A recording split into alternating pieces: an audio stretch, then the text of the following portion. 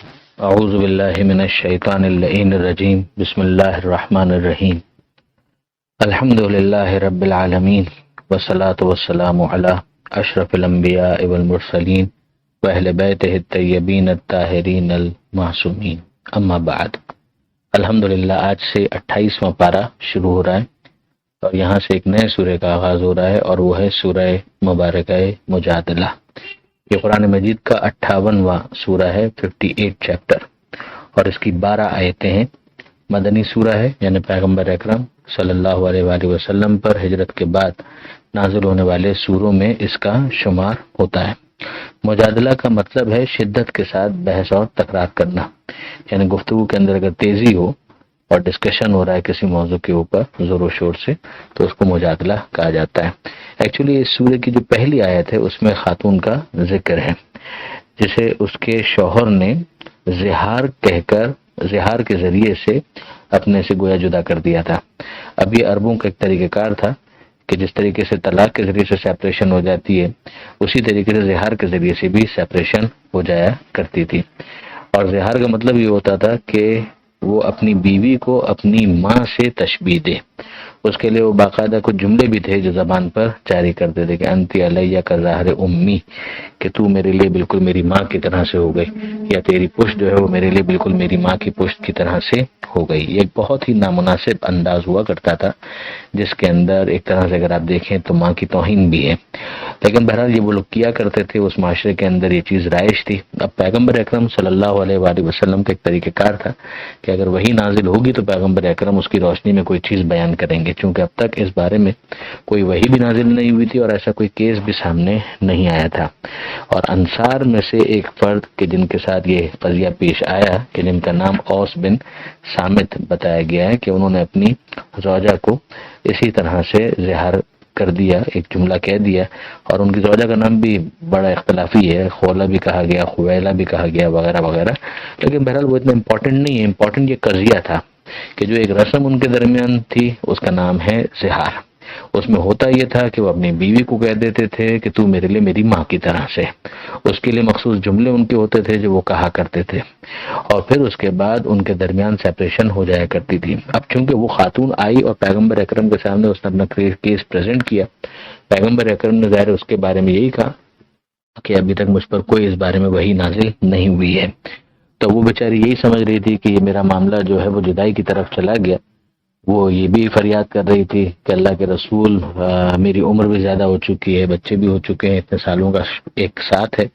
اور جو میرا شوہر ہے اسے یہ حماقت ہو گئی ہے، تو اب اگر یہ جدائی ہے تو پھر اس جدائی کے نتیجے میں مجھے جو باقی زندگی ہے وہ بڑی زحمت میں گزارنی پڑے گی۔ تو پیغمبر اکرم سے بات بھی کر رہی تھی اور بار بار پروردگار عالم کی بارگاہ میں شکوہ بھی پیش کر رہی تھی۔ اسی کو پروردگار عالم نے بیان کیا ہے۔ بسم اللہ الرحمن الرحیم،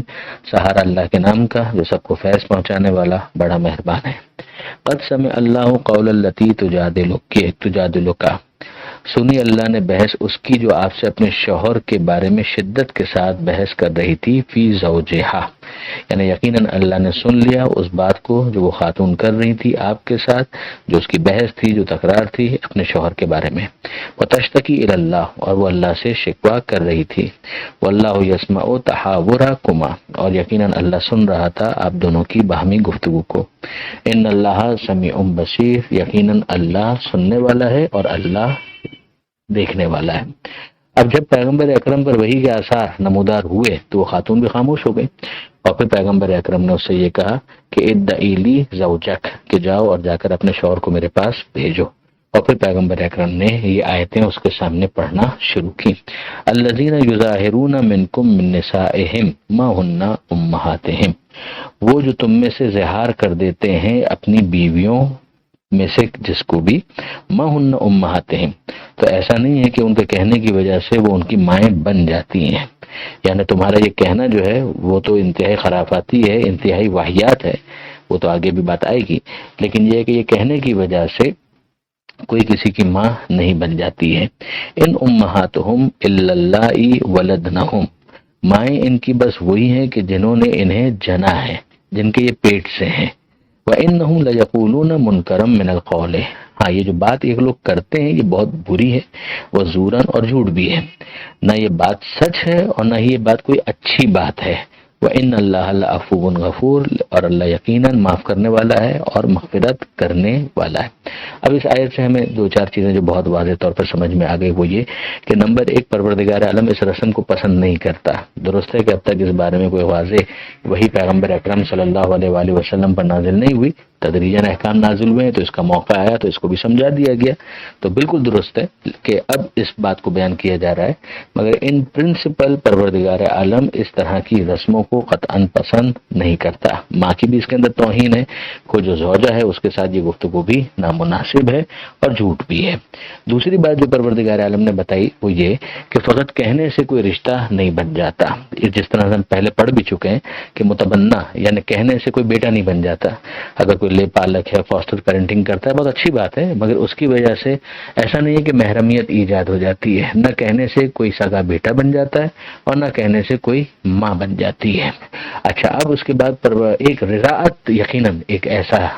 معاملہ ہے کہ جس کے نتیجے میں کچھ احکامات میں تبدیلی آ جاتی ہے، مگر اس کو پروردگار عالم نے الگ سے بتا دیا، پیغمبر اکرم صلی اللہ علیہ وآلہ وسلم نے الگ سے اس کے احکام کو بیان کر دیا۔ رضاعت یعنی آپ جانتے ہیں کہ دودھ پلانے کے ذریعے سے، کہ اگر دودھ پلایا جائے اور اس کو ایک خاص شیڈول ہے اس کے تحت اگر دودھ پلایا جائے تو پھر اس کے بعد محرمیت ایجاد ہو جاتی ہے، وہ رضائی ماں بن جاتی ہے، جو اس کے بچے ہیں وہ رضائی بہن اور یا بھائی اس کے کہلائیں گے، یہاں تک تو ہوتا ہے۔ تو کچھ احکامات میں رضاعت کی وجہ سے فرق آتا ہے، لیکن ایسا نہیں ہے کہ کہنے کی وجہ سے کوئی بیٹا بن جائے گا، کہنے کی وجہ سے کوئی ماں بن جائے گی۔ اگلی بات جو ہمیں یہاں پر سمجھ میں آئی وہ یہ ہے کہ ماں تو بس وہی ہے، ان امہاتہم الا اللائی ولدنہم، کہ مائیں تو بس وہی ہیں کہ جنہوں نے ان کو جنم دیا ہے، جن کے پیٹ سے ہیں۔ تو اب اس کے بعد ہمیں یہ بھی سمجھ میں آ گیا کہ جو پروردگار عالم نے ازواج رسول کو امہات المومنین کہا ہے تو اس کی بھی کوئی خاص جہت ہے، اور وہ جہت وہی ہے جو ہم سورہ احزاب کے اندر ڈسکس کر چکے ہیں۔ خود قرآن مجید نے اس کی وضاحت کر دی کہ جس طرح سے ماں سے شادی کرنا حرام ہوتا ہے، اسی طریقے سے ازواج رسول سے ایون پیغمبر اکرم صلی اللہ علیہ وآلہ وسلم کی وفات کے بعد بھی چونکہ ان سے شادی کرنا حرام ہے، اس جہت سے ان کو ماں کہا گیا، نہ یہ کہ یہ واقعی ماں بن گئی اور باقی ساری امت جو ہے واقعی بیٹے بن گئے، بلکہ ایک جہت خاص ہے کہ جس کی وجہ سے ان کو ماں کہا جا رہا ہے۔ یہ تین چار چیزیں تو یہیں سے سمجھ میں آ گئیں۔ اب اس کے بعد پروردگار عالم مزید فرماتا ہے کہ والذین یظاہرون من نسائہم،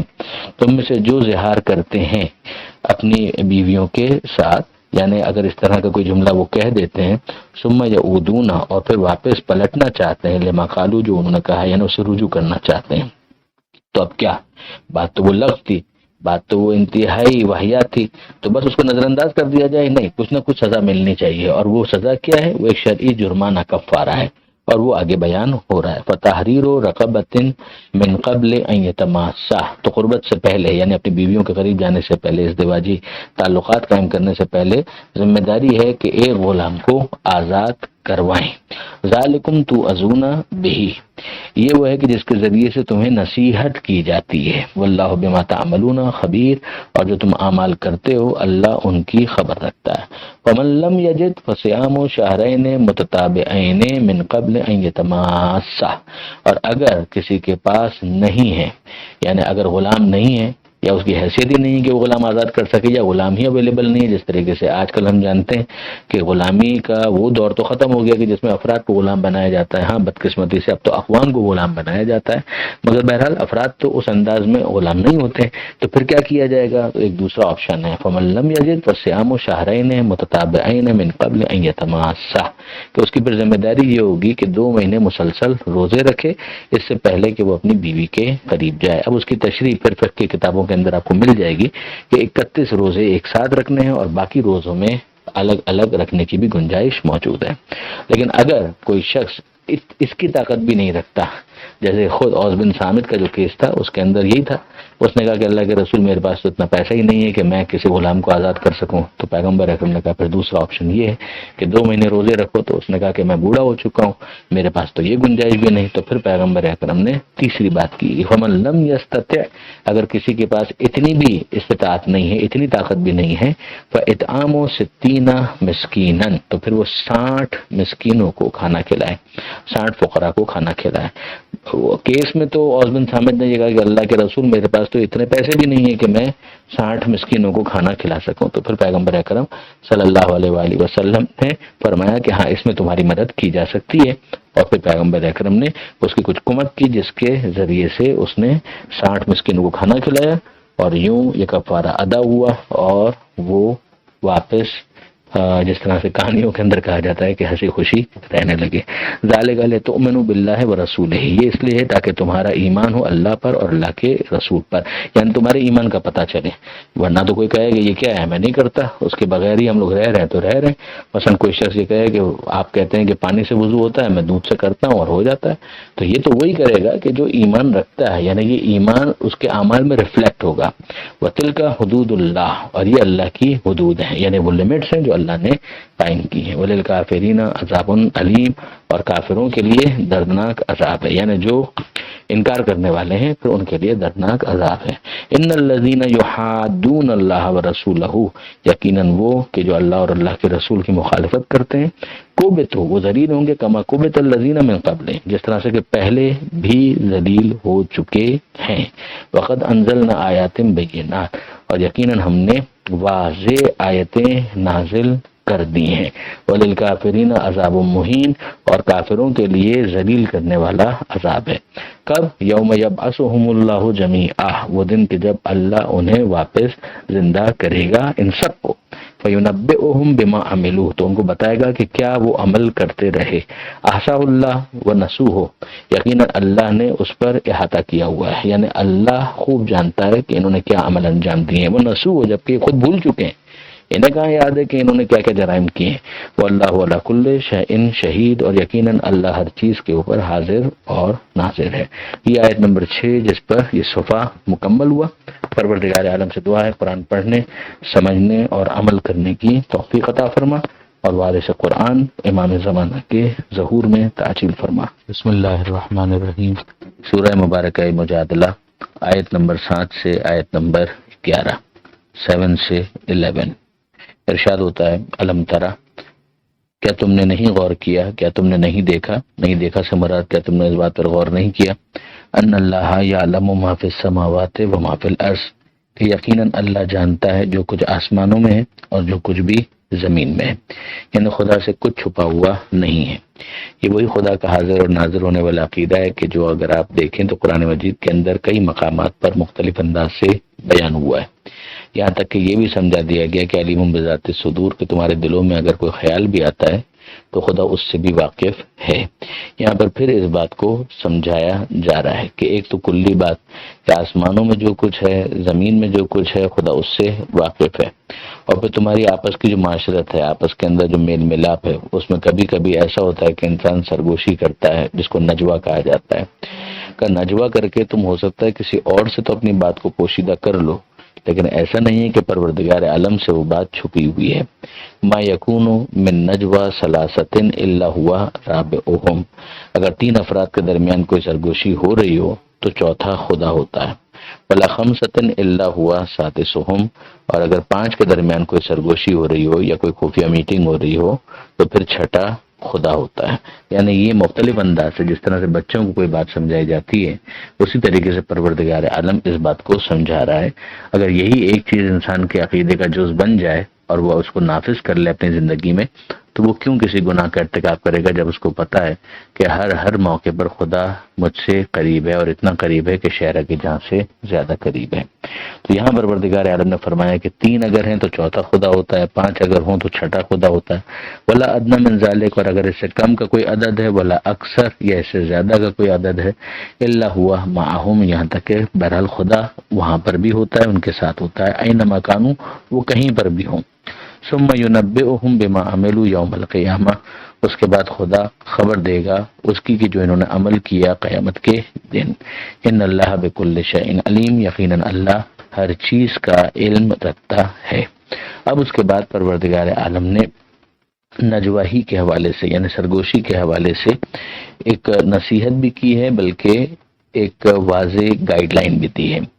الم تر الی الذین نہوا عن النجوى، اے حبیب آپ نے نہیں دیکھا ان لوگوں کو کہ جنہیں روکا گیا تھا نجوا سے، یعنی خفیہ سرگوشی سے جنہیں ممانعت کی گئی تھی۔ ثم یعودون لما نہوا عنہ، پھر اس کے بعد جس چیز سے انہیں منع کیا گیا تھا وہ دوبارہ وہی حرکت کرنے لگے۔ وَيَتَنَاجَوْنَ بِالْإِثْمِ وَالْعُدْوَانِ وَمَعْصِيَتِ الرَّسُولِ، اور وہ سرگوشی کر رہے تھے، خفیہ میٹنگیں کر رہے تھے، کس بارے میں؟ گناہ کے بارے میں، ظلم کے بارے میں، اور خدا کے رسول کی معصیت کے بارے میں۔ یعنی اب یہاں پر ایک چیز ہمیں یہ سمجھ میں آئی کہ ان پرنسپل اس طرح کی سرگوشی کرنا پروردگار عالم کو پسند نہیں ہے۔ اچھا، سرگوشی کا مطلب ہی یہ ہے، ایک تو یہ کہ کلوز ڈور کوئی میٹنگ ہو رہی ہے کہ جہاں پر کوئی اور موجود ہی نہیں ہے کہ جسے چھپانا مقصود ہے، تو وہ کلوز ڈور میٹنگ جو ہے وہ اپنی جگہ پر اس کو دیکھا جائے گا کہ اس کا کنٹینٹ کیا ہے، اس کا ایجنڈا کیا ہے، کیا ڈسکشن ہو رہا ہے۔ لیکن سرگوشی کا تو خاص تعلق اس وقت آتا ہے کہ جب مثلا کچھ افراد ایسے موجود ہوں کہ جن سے کچھ چھپانا مقصود ہے۔ مثلا 3 افراد آپس میں کانا پھوسی کر رہے ہیں اور چوتھا جو ہے وہ کھڑا ہوا یا دور بیٹھا ہوا ہے اور وہ یہ محسوس کر رہا ہے کہ کچھ مجھ سے چھپایا جا رہا ہے، تو یہ چیز ان پرنسپل پسندیدہ نہیں ہے، یہ چیز ان پرنسپل اچھی نہیں مانی گئی، اس لیے کہ اس کے نتیجے میں بد اعتمادی پیدا ہوتی ہے، ایک دوسرے کے بارے میں سوء ظن پیدا ہوتا ہے، ایک دوسرے کے بارے میں بدگمانی پیدا ہوتی ہے، جو کہ نفرتوں تک چلی جاتی ہے، دشمنی تک چلی جاتی ہے۔ تو اگر پوچھا جائے کہ ان پرنسپل یا اصولی طور پر اس طرح کی سرگوشی کو پسند کیا گیا ہے، تو جواب یہی ملے گا کہ چیز نہیں پسند نہیں کیا گیا، اس لیے کہ اس کے نتیجے میں بد اعتمادی پیدا ہوتی ہے۔ لیکن اب اس کے بعد یہ جو خاص کیس جس کو یہاں پر ڈسکس کیا جا رہا ہے کہ یہاں پر تو ایجنڈا بھی بہت عجیب سا ہے، ایک ایسا ایجنڈا ہے کہ جس کے اندر گناہ، ظلم اور رسول کی معصیت اس کو ڈسکس کیا جا رہا ہے، تو یقیناً یہ تو انتہائی ناپسندیدہ ہے، یعنی اس کا تو ایجنڈا بھی خراب ہے اور اس چیز کو کسی بھی طریقے سے اپریشیٹ نہیں کیا جا سکتا۔ اب ان 3 چیزوں کے درمیان کیا فرق ہے؟ اسم گناہ کو کہتے ہیں، علماء کرام نے لکھا کہ اس سے مراد انفرادی گناہ ہے، مثلا ایک انسان ہے وہ شراب پیتا ہے یا مثال کے طور پہ جھوٹ بولتا ہے، یہ اس کا انفرادی گناہ ہے، لیکن البتہ یہی چیز اگر کسی اور تک بھی متجاوز ہو جائے، یعنی اسی شراب کے نشے میں وہ دوسرے پر ظلم کر لے، یا مثلا ٹھیک ہے شراب نہ بھی پیے اور کسی اور کے اوپر ظلم کر رہا ہے، یا وہ جھوٹ بول کر کسی اور کو نقصان پہنچانا چاہ رہا ہے، یا جھوٹ بولے بغیر وہ کسی اور کو نقصان پہنچا رہا ہے، خلاصہ کلام یہ ہے کہ وہ گناہ کے جو ذات تک محدود رہے وہ اسم ہے، جو عدوان ہے اس کے اندر دوسروں کے اوپر تجاوز ہے، اور معصیت رسول کے اندر تو معاملہ اس سے بھی آگے کا ہے کہ جس کے اندر پہلی 2 چیزیں بھی شامل ہیں، اور اس کے علاوہ پیغمبر اکرم صلی اللہ علیہ وآلہ وسلم مثلا کوئی حکم دیں جو اجتماعی نوعیت کا ہو، سیاسی نوعیت کا ہو اور مملکت کے عنوان سے ہو، اور اس کی مخالفت کرنا مقصود ہو، اور اس کے لیے اس طرح کی کوئی سرگوشی کی جا رہی ہے، کچھ کانا پھونسی کی جا رہی ہے کہ پیغمبر اکرم مثلا خطاب کر رہے ہیں اور کانوں کے اندر کچھ باتیں کی جا رہی ہیں جس کے نتیجے میں ایک عجیب سی ایک انریسٹ سچویشن ڈیولپ ہو جائے، تو یہ چیز تو وہ ہے کہ جس سے حد من انسان کو دور رہنا ہے، یہ تو حرام کی حد تک چلا جائے گا۔ ہاں، کچھ موقع وہ ہو سکتے ہیں کہ جہاں پر انسان کے لیے کسی بات کو بتانا بھی ضروری ہو اور چھپانا بھی ضروری ہو، اور اس کا تعلق ان تینوں میں سے کسی چیز سے نہ ہو، نہ گناہ سے ہو، نہ ظلم سے ہو، نہ معصیت رسول سے ہو، تو پھر اس صورت میں پروردگار عالم آگے خود بیان کرے گا کہ وہ بر اور تقوی کے جو نجوا کے معاملات ہیں اس کے اندر پروردگار عالم کی طرف سے اجازت ہے، بلکہ پھر وہ معاملہ فہمی ایک انسان دیکھے، ہو سکتا ہے کہ بہت ضروری ہے اور کچھ ایسے افراد وہاں پر موجود ہیں کہ جن سے اس کو چھپانا ضروری بھی ہے کہ اگر بیان کر دیا جائے تو اس کے نتیجے میں نقصان ہو جائے گا، تو پھر وہ چھپانا ضروری قرار پائے گا۔ تو پروردگار عالم فرماتا ہے کہ یہ لوگ وہ ہیں کہ جن کو روکا گیا تھا کہ وہ نجوہ نہ کریں، یعنی اس طرح کی سرگوشیاں نہ کریں، پھر اس کے بعد جس چیز سے انہیں روکا گیا وہ اسی کو دوبارہ کرنے لگے، اور ان کا ایجنڈا کیا تھا جس پر خداوند متعال کی طرف سے اصرار ہے کہ گناہ کا ایجنڈا تھا، عدوان ظلم کا ایجنڈا تھا، اور معصیت رسول خدا کی نافرمانی کا ایجنڈا تھا۔ وَإِذَا جَاءُوكَ حَيَّوْكَ بِمَا لَمْ يُحَيِّكَ بِهِ اللَّهُ، اور جب یہ آپ کے پاس آتے ہیں تو آپ سے اس طریقے سے خطاب کرتے ہیں، حیو کا یعنی سیلوٹیشن، یعنی اس طرح سے سلام کرتے ہیں کہ بما لم یحیک بہ اللہ، کہ جس طرح سے اللہ آپ پر سلام نہیں کرتا۔ ہم جانتے ہیں کہ پروردگار کی نظر میں تو اپنے حبیب کا جو مقام ہے کہ درود پروردگار کی طرف سے آ رہا ہے، یصلون علی النبی، اور خدا کہہ رہا ہے کہ یا ایھا الذین آمنوا صلوا علیہ وسلموا تسلیما، کہ تم بھی اے ایمان لانے والوں ان کے اوپر درود و سلام بھیجا کرو۔ تو وہ تو ہم جانتے ہیں کہ پروردگار عالم کی نظر میں تو اپنے حبیب کا بہت بڑا مقام ہے، تو طریقہ کار یہی ہونا چاہیے تھا کہ لوگ آتے پیغمبر اکرم کی خدمت میں پیغمبر اکرم کے ٹائٹل سے پیغمبر اکرم کو مخاطب کریں، یا ایھا الرسول کہیں، یا رسول اللہ کہیں یا نبی اللہ کہیں، سلام علیکم کہیں جس طرح سے قرآن مجید کے اندر سکھایا گیا ہے، یا مثلا السلام علیکم کہیں، یہ انداز جو ہمیں زیارتوں کے اندر بھی معصومین کے لیے سکھائے گئے ہیں، تو اس انداز سے اگر پیغمبر اکرم کو سلام کیا جاتا تو بالکل وہ پروٹوکول کے مطابق ہوتا۔ مگر ہم جانتے ہیں کہ بہت سارے افراد جو ہیں پیغمبر اکرم کو نام سے مخاطب کرتے تھے، جبکہ ہم قرآن مجید میں دیکھتے ہیں کہ خود پروردگار عالم نے اپنے حبیب صلی اللہ علیہ وآلہ وسلم کو کبھی یا محمد کہہ کر مخاطب نہیں کیا، کبھی یاسین کہا ہے، کبھی طٰہٰ کہا ہے، کبھی یا ایھا المزمل کہا ہے، کبھی یا ایھا المدثر کہا ہے۔ تو یہ انداز بہرحال پروردگار عالم کو اپنے حبیب کا ایک پروٹوکول ہے کہ جو یقیناً بہت زیادہ عزیز ہے۔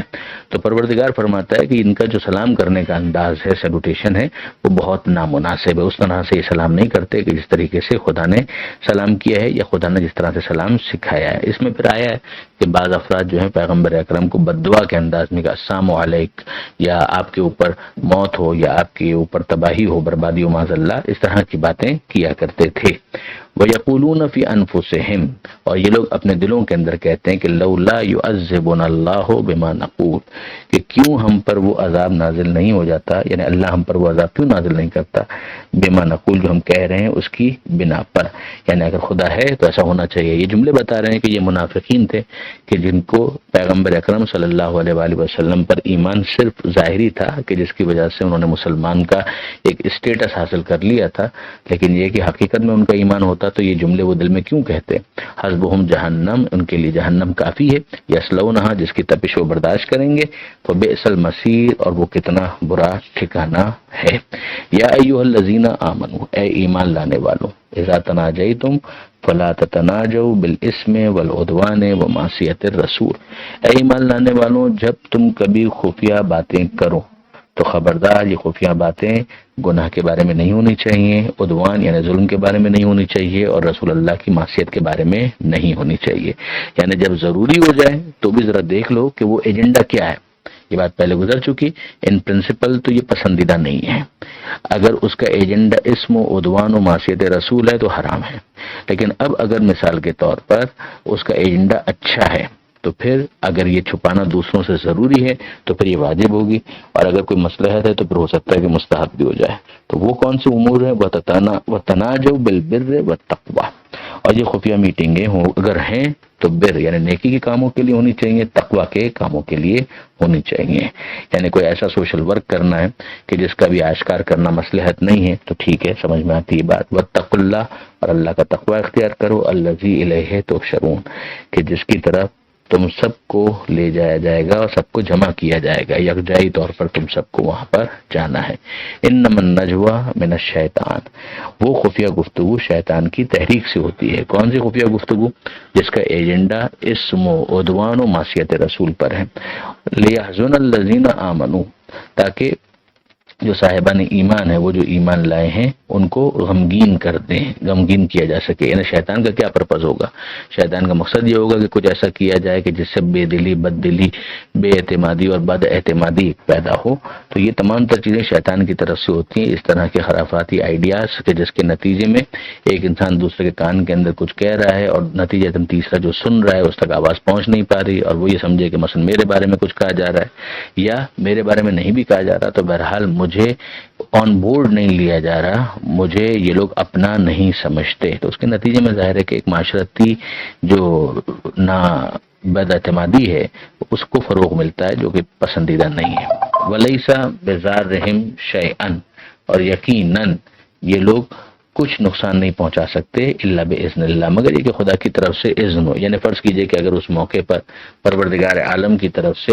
ایک مصلحت یہ ہے کہ اس طرح سے بھی امتحان ہو جائے تو ٹھیک ہے، ورنہ پروردگار عالم اس کو دفع کرنے پر اور دور کرنے پر پوری طرح سے قدرت رکھتا ہے۔ وعلی اللہ فلیتوکل المؤمنون، اور اللہ ہی کے اوپر مومنین کو بھروسہ کرنا چاہیے۔ یہ ایک ادب اور ایک پروٹوکول جو پروردگار عالم نے سمجھایا مجالس میں نجوہ کے حوالے سے، کہ اگر نجوہ ہو تو اس کے نتیجے میں بد اعتمادی پیدا ہوتی ہے۔ اب اس کے بعد ایک اور دوسری چیز ہے کہ جس سے محبت پیدا ہوتی ہے، یا ایھا الذین آمنوا، اے ایمان لانے والوں، اذا قیل لکم، جب تم سے کہا جائے تفسحوا فی المجالس، کہ اپنی مجلسوں کے اندر گنجائش پیدا کرو، دوسروں کو اکوموڈیٹ کرو، یعنی اگر کچھ اور افراد آئے ہیں تو ان کو مجلس کے اندر بیٹھنے کے لیے جگہ فراہم کرو، فافسحوا، تو پھر جگہ دے دیا کرو، یفسح اللہ لکم، اللہ بھی تمہارے لیے گنجائش پیدا کرے گا۔ یعنی یوں سمجھیے کہ اگر تم اپنے ان بیٹھکوں کے اندر، نشستوں کے اندر، مجالس کے اندر گنجائش دوسروں کے لیے پیدا کرو گے تو خدا اپنی جنت میں تمہارے لیے گنجائش پیدا کرے گا۔ وَإِذَا قِيلَ، اور اگر تم سے کہا جائے انشزوا، کہ کھڑے ہو جاؤ، فانشزوا، تو کھڑے ہو جایا کرو، يَرْفَعِ اللَّهُ الَّذِينَ آمَنُوا مِنكُمْ وَالَّذِينَ أُوتُوا الْعِلْمَ درجات، اللہ بلند کرتا ہے تم میں سے جو ایمان لائے ان کے، اور جو صاحبان علم ہے جن کو علم دیا گیا ہے ان کے درجات کو بلند کرتا ہے۔ واللہ بما تعملون خبیر، اور اللہ جو تم اعمال کرتے ہو ان سے باخبر ہے۔ اب اس کے حوالے سے ملتا ہے کہ دیکھیے بہرحال ایسا نہیں ہے کہ تمام افراد ایک برابر ہیں، ان کا اسٹیٹس مختلف ہے۔ اچھا، یہ اسٹیٹس کا جو اختلاف ہے کبھی تو یہ کسی کمزوری کی وجہ سے بھی ہو سکتا ہے، کہ مثلا فرض کیجئے کہ تمام افراد بیٹھے ہوئے ہیں اور ایک بیمار شخص آ گیا ہے، تو ظاہر ہو سکتا ہے کہ بیمار شخص عام سا مسلمان ہو لیکن اس کا بیمار ہے، مثلا وہ چل نہیں سکتا ہے، اس کے پیروں میں کوئی مسئلہ ہے، تو اس کو وہاں پر اکوموڈیٹ کیا جائے۔ ممکن ہے کہ اس کے لیے کسی کو اپنی جگہ سے اٹھنا بھی پڑے، کھڑا بھی ہونا پڑے، تو اس کو جگہ دینا وہاں پر یہ کسی روحانی مرتبے کی وجہ سے نہ بھی ہو، مگر بہرحال میڈیکل ایک ریزن اس کے پاس موجود ہے۔ اسی طریقے سے عین ممکن ہے کہ کوئی شخص ہے وہ بہت خستہ ہے، شکستہ ہے، تھکن ہے، آثار سفر اس کے باڈی لینگویج سے ظاہر ہے کہ وہ اس وقت بالکل گرنے والا ہے، اور وہ آ کر وہاں مجلس کے اندر بیٹھنا چاہتا ہے، تو اس کو جگہ دینے کے لیے ایک جسٹیفیکیشن بنتی ہے۔ اس کے علاوہ بھی اگر آپ دیکھیں کہ فرض کیجئے کہ کوئی شخص ہے وہ جو مانوی اعتبار سے بہت بلند ہے، مثلا پیغمبر اکرم صلی اللہ علیہ وآلہ وسلم بدری جو مجاہدین تھے ان کا بڑا احترام کیا کرتے تھے، بلکہ اس کی شان نزول میں اسی طرح کی ایک بات بھی ملتی ہے کہ پیغمبر اکرم نے دیکھا کہ کچھ افراد آئے ہیں، انہوں نے سلام کیا، جواب سلام ہوا، اور پھر جگہ نہیں تھی، تو پھر پیغمبر اکرم نے بعض افراد کو اٹھ کر جگہ دینے کے لیے کہا، اور ان کو یہ بات ناگوار گزری کہ کیوں ہمیں اٹھایا گیا، تو اس کے لیے پھر یہ آیتیں نازل ہوئی۔ تو اسی سے ہمیں سمجھ میں آتا ہے کہ جو واقعاً صاحبان مرتبہ اور مقام ہے، صرف دولت کی وجہ سے نہیں، صرف دنیاوی جاہ و حشم کی وجہ سے نہیں، بلکہ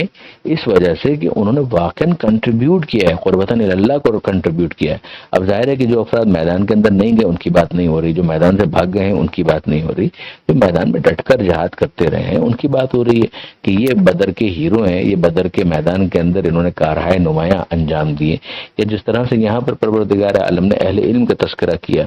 صاحبان ایمان کا تذکرہ کیا، وہ جو اپنے ایمان پر پکے ہیں، جنہیں کبھی اپنے ایمان پر شک نہیں ہوا، تو ان کے مرتبے اور مقام میں کیا شبہ ہو سکتا ہے؟ تو پیغمبر اکرم اس طرح سے ان کو ایک احترام دیا کرتے تھے۔ اچھا، اب آپ واپس ان پرنسپل دیکھیے کہ فرض کیجیے ایک مجلس ہے اور نشست ہے، اور کچھ افراد باہر سے آتے ہیں اور ان کو جگہ ہی نہ ملے، تو یہ ان کے لیے باعث شرمندگی ہے۔ یعنی وہ عام مسلمان ہیں فرض کیجیے اور ان کو جگہ ہی نہیں دی جا رہی ہے، تو ان کے لیے باعث شرمندگی ہے۔ تو اگر کچھ افراد سمٹ کر بیٹھ جائیں تو اس کے نتیجے میں کیا ہوگا کہ یہ باہر والے بھی جو ابھی تازہ آئے ہیں ان کو اکوموڈیٹ کیا جا سکے گا۔ پھر اس کے بعد یہ ہے کہ نہیں ٹھیک ہے صاحب، جگہ ہی نہیں ہے تو کیا کیا جائے، تو وہ افراد جو کافی دیر سے بیٹھے ہوئے ہیں اگر وہ جگہ اپنی خالی کر دیں اور دوسرے افراد کو بیٹھنے دیں، تو اس طریقے سے انہیں بھی پیغمبر اکرم صلی اللہ علیہ وآلہ وسلم کی زیارت کا شرف بہتر طور پر حاصل ہو پائے گا۔ اور پھر اس کے بعد وہ تیسرا معاملہ ہے کہ کوئی ریزن ہے، کوئی مشکل ہے، کوئی مسئلہ ہے، بیماری ہو سکتی ہے، تھکن ہو سکتی ہے، اور یا پھر وہی مانوی اعتبار سے کہ اگر کوئی صاحب علم ہے اور کوئی صاحب ایمان ہے اور سبقت لیے ہوئے ہے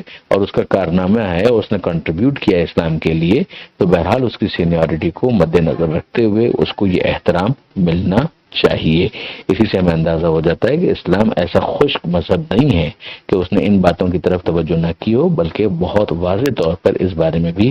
گائیڈ لائنز دی ہیں۔ کتاب مسائل الشیعہ کے اندر شیخ العاملی نے بہت سے احادیث اس حوالے سے جو آداب مجلس اور دیگر موضوعات ہیں اس حوالے سے جمع کی ہیں۔ پروردگار عالم سے دعا ہے قرآن پڑھنے، سمجھنے اور عمل کرنے کی توفیق عطا فرما، اور وارث قرآن امام زمانہ کے ظہور میں تعجیل فرما۔ بسم اللہ الرحمن الرحیم۔ سورہ مبارکہ مجادلہ، آیت نمبر 12 سے آیت نمبر 20، 12 سے 20۔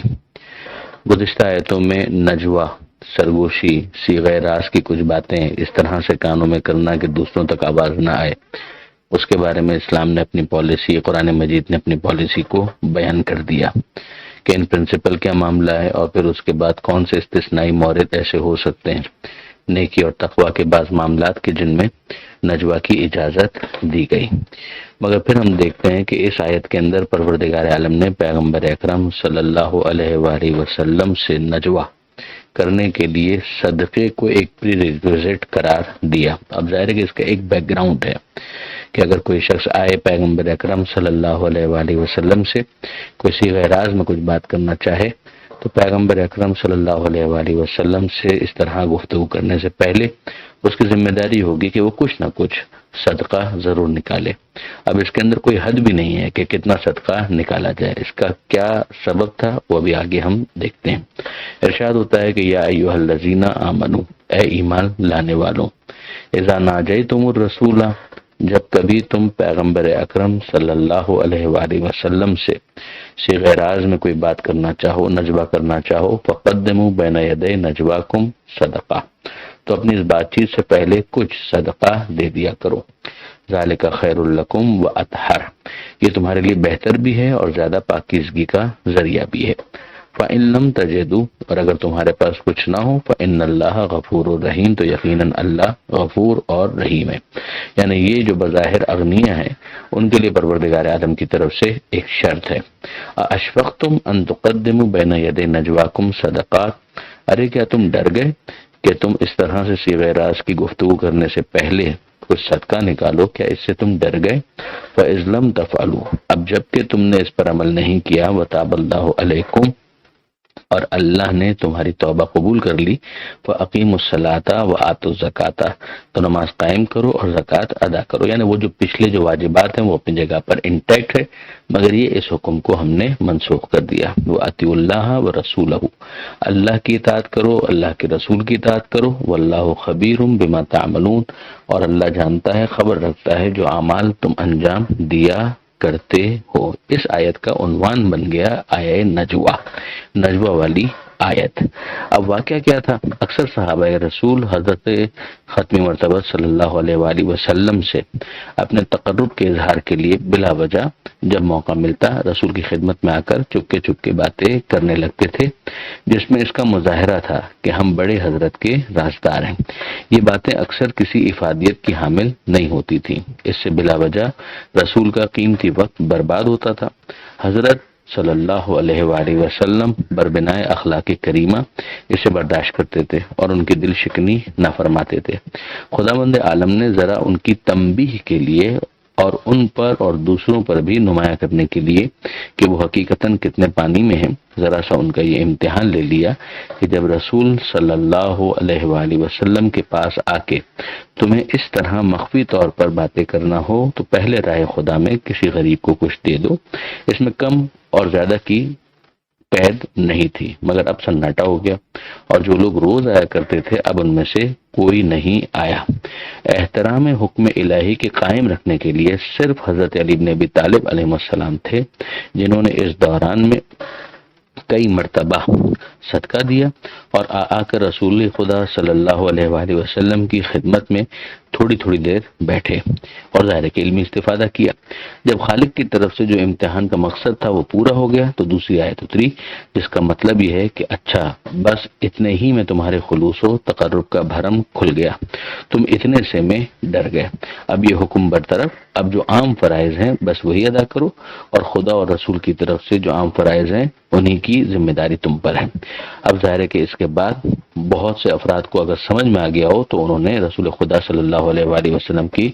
خدمت میں اس طرح سے آنا کم کر دیا کہ جیسے خود پیغمبر اکرم صلی اللہ علیہ وآلہ وسلم کو اذیت ہوا کرتی تھی۔ اس آیت پر عمل کے حوالے سے خود ہمیں حضرت امیر المومنین علیہ السلام کا ایک فرمان بھی ملتا ہے وہ فرمایا کرتے تھے کہ ان فی کتاب اللہ عز وجل لآیتن، کہ خدا کی کتاب میں ایک آیت ایسی ہے کہ ما عمل بها احد قبلی، کہ مجھ سے پہلے کسی نے اس پر عمل نہیں کیا، ولا یعمل بها احد بعدی، اور نہ ہی میرے بعد کوئی اس پر عمل کر سکے گا۔ اس آیت کے حوالے سے حضرت امیر المومنین علی بن ابی طالب علیہ السلام کا یہ فرمان تھا۔ اچھا، بڑے مزے کی بات یہ ہے کہ مفسرین میں، ظاہر ہے کہ شیعہ مفسرین نے تو اس بات کو لکھا ہی ہے، مگر اسی طرح سے ہمارے محترم برادران اہل سنت جو ہیں، انہوں نے بھی اپنی تفاسیر کے اندر حضرت امیر المومنین کی اس فضیلت کا تذکرہ فرمایا ہے۔ اس سلسلے میں جن تفاسیر کو دیکھا جا سکتا ہے اس میں تفسیر طبری، تفسیر کبیر رازی، کشاف، در منصور علامہ سیوطی، ابن کثیر کی تفسیر، خازن، روح البیان، معارف القرآن، ضیاء القرآن، یہاں تک کہ مولانا مودودی نے بھی تفہیم القرآن میں اس حقیقت کا اقرار کیا ہے۔ اور یہاں پر یہ شکوہ تو بنتا ہے کہ عام طور پر مولانا مودودی خاندان نبوت کی کسی فضیلت کے اقرار میں کوتاہی کرتے ہیں اور بخل کا مظاہرہ کرتے ہیں، مگر بہرحال یہاں پر انہوں نے اسے قبول فرمایا ہے اور تفہیم القرآن میں اس کا ذکر بھی کر دیا ہے۔ اب یہیں پر بہت مناسب ہوگا کہ حضرت عبداللہ ابن عمر کی ایک روایت بھی آپ کے سامنے پیش کی جائے۔ تو وہ فرمایا کرتے تھے کہ علی ابن ابی طالب علیہ السلام کے لیے 3 فضیلتیں ایسی ہیں کہ ان میں سے ایک اگر میرے لیے ہوتی تو میرے لیے سرخ بالوں والے اونٹوں سے زیادہ محبوب ہوتی۔ نمبر 1، حضرت فاطمہ زہرا سلام اللہ علیہا کے ساتھ شادی، دوسرے خیبر میں علم کا عطا ہونا، اور تیسرے آیہ نجوہ پر عمل میں منفرد ہونا، یعنی یہ کہ اس آیت پر صرف اور صرف مولا کائنات ہی نے عمل فرمایا۔ تو یہ آیت کا بیک گراؤنڈ تھا، وہ بھی میں نے آپ کی خدمت میں عرض کیا، جس نے اس آیت پر پھر عمل کیا تاکہ یہ آیت ایسا نہ رہے کہ اس کے اوپر کوئی عمل ہی نہ کر پایا، اس کا بھی تذکرہ آ گیا۔ اس حوالے سے جو اتفاق مفسرین کے درمیان ہے اس کا تذکرہ بھی آ گیا۔ یہ سارا خلاصہ میں نے آپ کے سامنے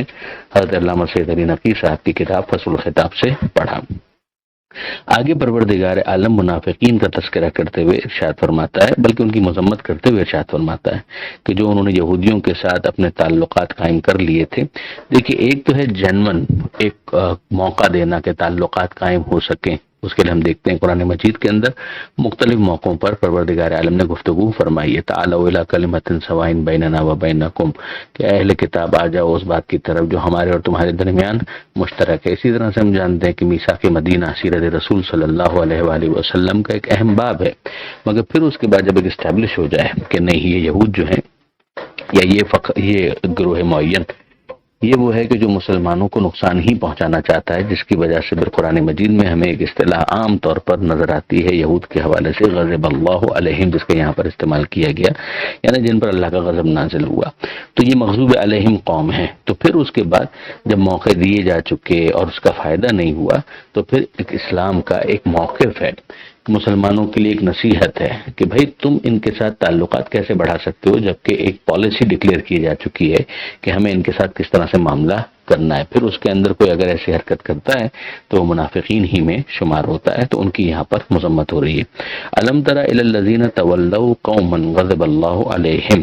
اے حبیب آپ نے نہیں دیکھا ان لوگوں کو کہ جنہوں نے اتحاد عمل کیا ہے اس سے کہ جس پر اللہ کا غضب نازل ہوا، ایسے قوم پر کہ جس پر اللہ کا غضب نازل ہوا، یعنی وہ جو منافقین ہیں کہ آپ نے ان کو نہیں دیکھا کہ وہ ان سے پینگے بڑھاتے ہیں، ما ہم منکم ولا منہم، نہ وہ تم سے ہیں اور نہ ان سے ہیں،